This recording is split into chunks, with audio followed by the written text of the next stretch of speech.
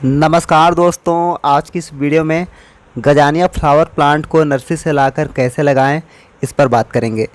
इसके लिए मिट्टी कैसे बनाएं, गमले की साइज़ कितनी रखें, इसकी देखभाल कैसे करें, क्या खाद फर्टिलाइजर्स इसमें डालने चाहिए, इन सभी ज़रूरी चीज़ों पर आज की इस वीडियो में बात करेंगे।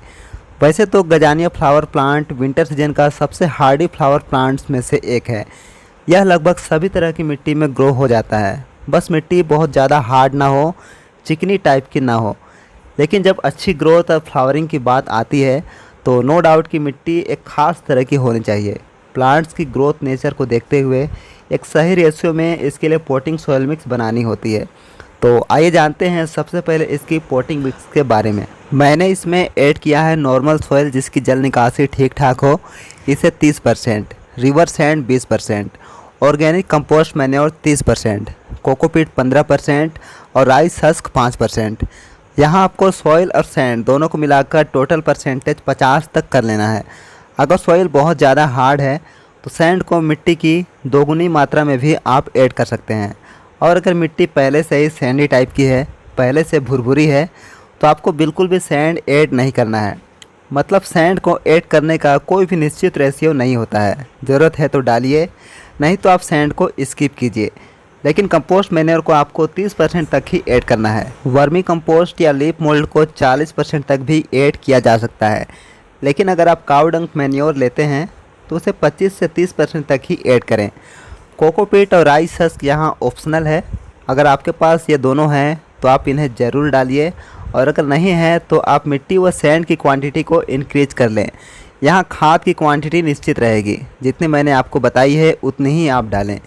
इस तरह से इस रेशियो में जो पोटिंग मिक्स बनकर तैयार होगी वो वेल्डेंड पोरस होने के साथ साथ न्यूट्रिशन से भी भरपूर होगी, इसका ड्रेनेज भी सही होगा, और सबसे ज़रूरी कि इसमें कोकोपीट की वजह से पर्याप्त मॉइस्चर भी होल्ड रहेगा, क्योंकि गजानिया दिन भर की तेज़ धूप में ग्रो होने वाला विंटर प्लांट है। इसके फ्लावर अच्छे से खुलकर ब्लूम तभी होते हैं जब इस पर धूप डायरेक्ट पड़े। आप इसमें नोटिस भी करेंगे कि जैसे जैसे धूप ढलती जाती है इसके फ्लावर भी बंद होते जाते हैं, फिर अगले दिन धूप पड़ने पर ये फिर से खिल उठते हैं। दोस्तों, नर्सरी से लाए हुए गजानिया के इस पौधे को आप देख सकते हैं कि यह कुछ ज़्यादा ही वेल ड्रेन्ड मीडिया में लगा है। इसमें सिर्फ रेत ही रेत दिखाई पड़ रहा है, मिट्टी की मौजूदगी का कोई पता नहीं चल रहा है। तो मीडिया ऐसा भी नहीं होना चाहिए। ऐसी मीडिया में पौधे मजबूती से स्टैंड भी नहीं रह पाते हैं, और हम जो भी खाद फर्टिलाइज़र लिक्विड फॉर्म में देते हैं वो भी जड़ों में रुकता नहीं है, डालते ही सीधे ड्रेन आउट हो जाता है। इसलिए मीडिया ऐसी हो जो नमी को कुछ बहुत होल्ड करे, जिससे हम जो भी लिक्विड फर्टिलाइज़र देते हैं उसे जड़ें इंटेक कर सके। इसलिए नर्सरी वाली मीडिया को मैंने टोटली रिमूव कर दिया है। ज़रूरत से ज़्यादा चिकनी और ज़रूरत से ज़्यादा सैंडी, इन दोनों तरह की मीडिया को आपको रिमूव कर देना है, फिर उसके बाद ही आपको रिपोर्ट करना है। पौधे नई मीडिया में सेट होने में, ढलने में ज़रूर कुछ वक्त लेंगे, लेकिन उसके बाद आप देखेंगे कि पौधे की ग्रोथ एकदम से बूस्ट हो गई है, पौधे की हेल्थ आपको अलग ही नज़र आएगी। दोस्तों, यह जो अपडेट आप देख रहे हैं यह रिपोर्टिंग के 1 महीने का अपडेट है। सभी पौधे अब नई मीडिया में अच्छे से ढल चुके हैं। रिपोर्टिंग के समय आपको एक चीज़ का और ध्यान देना है कि गजानिया का जो क्राउन पार्ट होता है, जहाँ से नए नए पत्ते निकलते हैं, नई ग्रोथ होती है, उस पार्ट को आपको मिट्टी से ऊपर ही रखना है, मिट्टी में दबाना नहीं है, क्योंकि इसमें कोई स्टेम तो होता नहीं है। इसी क्राउन पार्ट से इसकी ग्रोथ होती है और यहीं से ये अपने आप को मल्टीप्लाई भी करता रहता है। रिपोर्टिंग के लगभग 3 महीने के बाद तक यह गमले में पूरी तरह से भर जाता है, इसलिए इसका आपको ध्यान रखना है। और रिपोर्ट करने के अगले 1 महीने तक आपको कोई भी खाद नहीं देना है।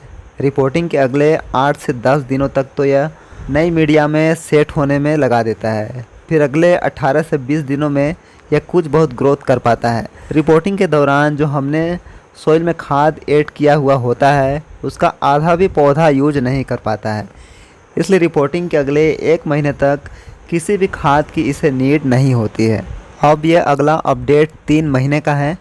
अभी इसकी गुड़ाई भी करेंगे, खाद भी ऐड करेंगे, और जो पत्ते और फ्लावर्स ड्राई हो चुके हैं उन्हें भी रिमूव करेंगे। स्पेंट हो चुके फ्लावर्स में सीड पोड बनने लग जाते हैं।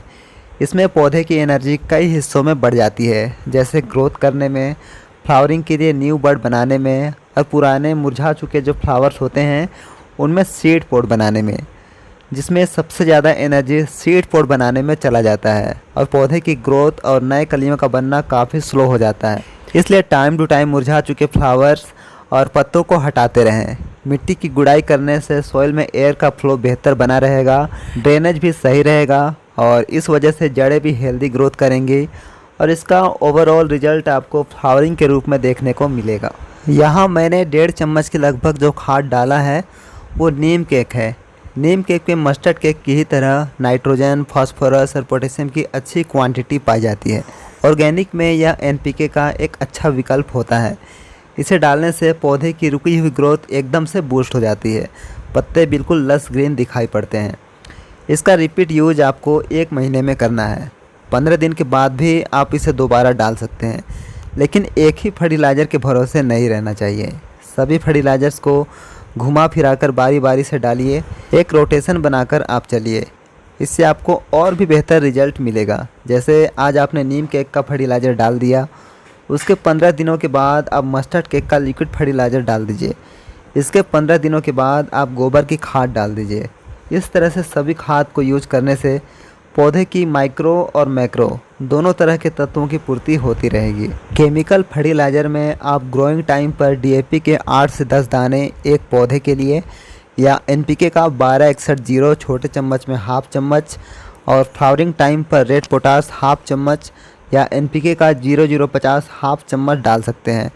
अगर आप चाहते हैं कि पौधा ग्रोथ और फ्लावरिंग दोनों ही साथ करे तो आप NPK का बैलेंस फर्टिलाइज़र भी डाल सकते हैं, जिसमें 19-19-19 या 20-20-20 शामिल है। इसे भी आपको ½ चम्मच डालना है और इसका रिपीट यूज आपको 15 दिनों के बाद ही करना है।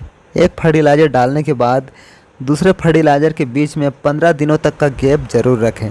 दोस्तों, यह वीडियो अगर आप अगस्त, सितंबर या अक्टूबर के मिड में देखते हैं तो इसे आप सीड से भी ग्रो कर सकते हैं। सीड से ग्रो करने की वीडियो का लिंक आपको डिस्क्रिप्शन में मिल जाएगा। और अगर यह वीडियो आप अक्टूबर के मिड के बाद देखते हैं तो आप सीड से ग्रो ना करके बल्कि आप नर्सरी से लाकर ही इसे ग्रो करें। नर्सरी से लाकर ग्रो कैसे करना है वही सब कुछ मैंने आपको इस वीडियो में बताया है। वीडियो आपको कैसा लगा आप मुझे कमेंट करके ज़रूर बताइएगा। अगर आपको कुछ पूछना है तो भी आप मुझे कमेंट करके पूछ सकते हैं। नेक्स्ट वीडियो तक के लिए आपका बहुत बहुत धन्यवाद। Thanks for watching this video.